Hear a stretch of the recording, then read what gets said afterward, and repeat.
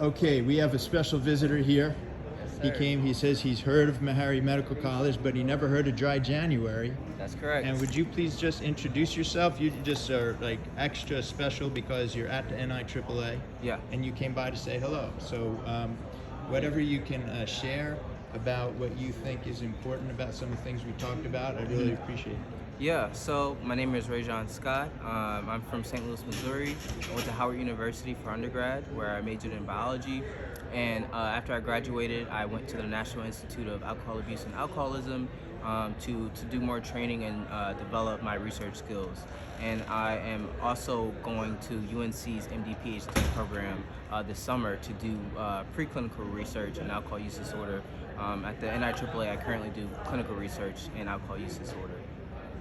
So yeah, and as we were speaking about, how important it is to educate African American communities on the risk of alcohol use. What I thought about was, the fact that consuming alcohol puts you at risk at cardiovascular dysfunction. And we also know that African American communities are at high risk to develop these cardiovascular dysfunction diseases. And but we also don't see this awareness of alcohol use being a risk factor for cardiovascular dysfunction being spread in African American communities. So that could be problematic for someone that doesn't know, but they want to be better, but they can't be better because they don't have the knowledge. And I think it's important that Dry January USA partnering with Meharry to get that information out and to inform African American communities of how to stay healthy and how to develop healthy relationships with alcohol.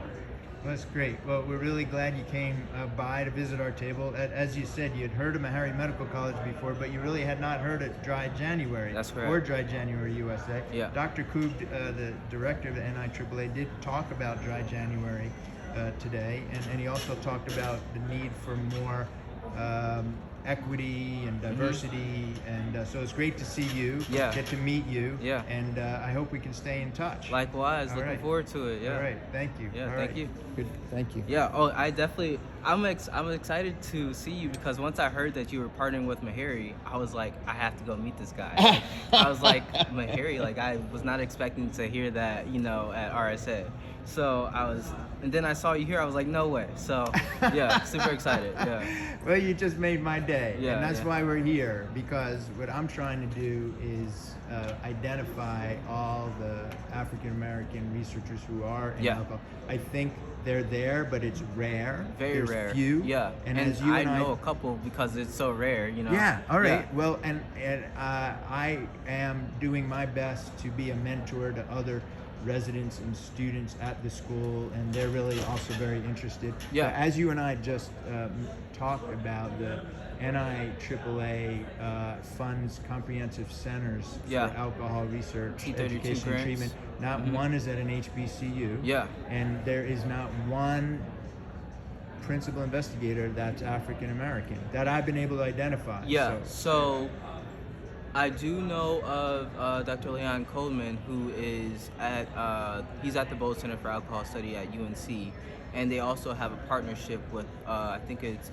NCCU. I forget the North Carolina Central State University, maybe. It's an HBCU in North Carolina.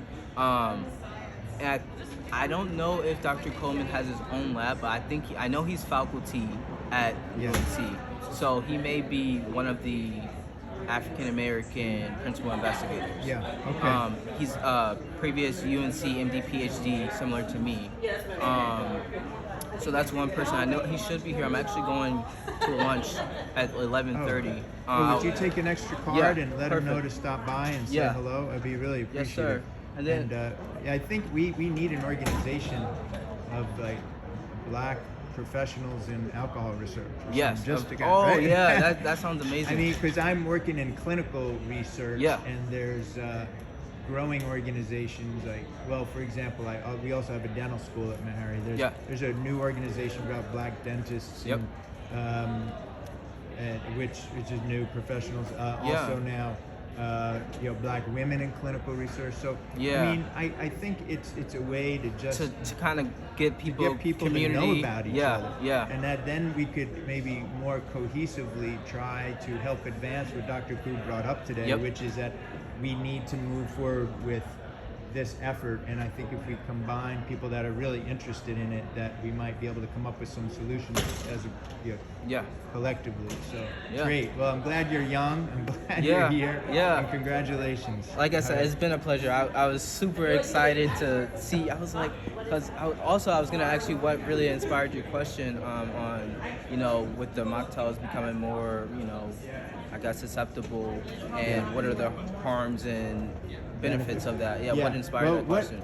Because I know that Dr. Koob has previously voiced concern about these. Yeah. So I wanted to frame my question to be able to ask him to think about both the positive and negative. And he was able to demonstrate that in his answer, that it's not just all negative, that there are positives.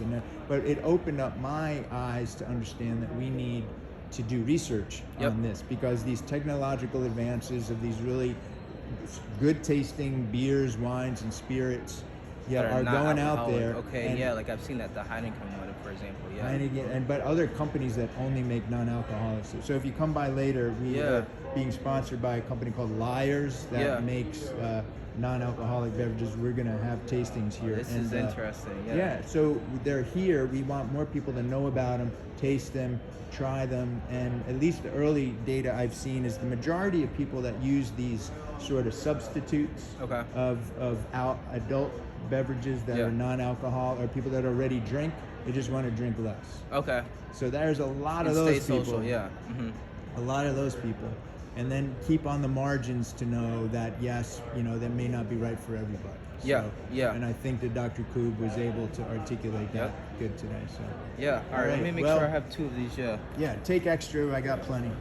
Are you gonna be here, stationed here for the remainder of the conference? The whole time. Perfect. I'll be. It's only me, unfortunately. I had a couple medical students that couldn't join me, but anyway, I'll be for here. For those that I do know, I'll make sure to tell them to come down here and reach out. Great, and I'm also going to have a QR code for the survey later too, so people can take it anywhere. Perfect. But you'll be here through Wednesday night? I'll be here until Tuesday evening. Okay. All right, we'll see each other again. Yeah.